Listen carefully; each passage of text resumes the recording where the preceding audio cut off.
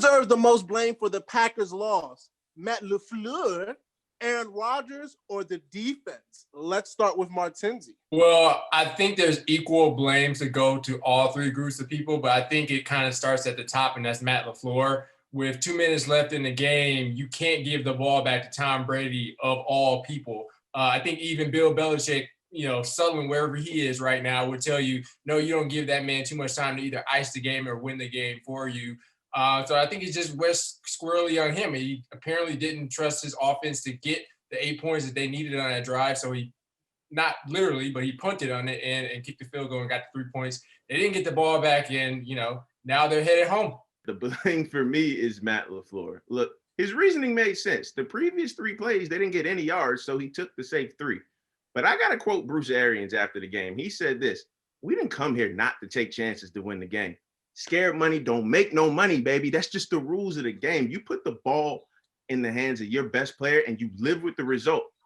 And the Green Bay Packers' best player was on the sideline. Like, if he scores, the game is probably different. If he doesn't, guess what? Tampa Bay is backed up in their own territory, and you got 3 timeouts and plus the 2-minute warning. So you put the ball in the hands of your best player. You worry about the rest later. That's the rules of the game. I don't make them up. I just follow them. I think LaFleur is definitely the easy answer. I mean, that was probably the most pivotal play in the game. However, it was just one play. I think throughout the entire game, the Packers defense was really what let them down.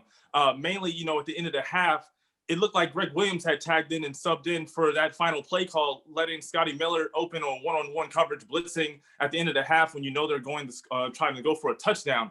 So for me, it was the Packers defense. They let them down throughout the whole game. Yes, they had 3 interceptions that ultimately let the Packers back in it. But there's a reason the Packers were in a hole, and it was because of that defense. They were down 28-10. The Bucs had 28 points in the beginning of the third quarter. So to me, throughout the entire game, I'm blaming the Packers defense. Well, to complete the trifecta, as much as I've struggled with this one, I'm actually going to put this one on Aaron Rodgers. While the Packers defense wasn't necessarily outstanding, Jair Alexander gave you 2 interceptions and you went 3 and out twice. And then, to your point, Rodney, that was a pivotal play, we'll call it. But you're playing against Tom Brady, a guy who is going to make the most out of every single mistake. So to me, the Packers in general didn't take advantage of the opportunities that they were given.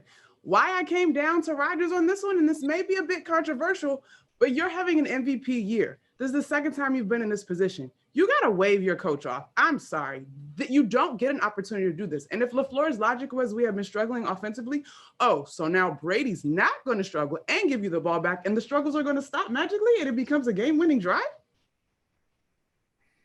Well, in fairness, Monica, LaFleur said that he let Aaron Rodgers get the 3rd down play, which he then threw the ball to the ground rather than take off where it looks like an open field for him to get the touchdown. So even if you put the ball in Aaron's hand, I mean, he didn't do much with it before that. Right, but now we are down to do or die. And to me, for all of the accolades about Aaron Rodgers this particular season, this is the moment. And to me, it speaks to a larger issue. And I'm not there, I'm not on the ground, but I just wonder whether these 2 guys trust themselves. I think about the great Pat Summerlin in her book, Raise the Roof. She talked about a pivotal moment in the Final Four. She came to the huddle with a plan. Candace Parker was like, "Coach, no, that's not how it's working." She shut up and let her players take the lead. I think there's more to this story than just this one play.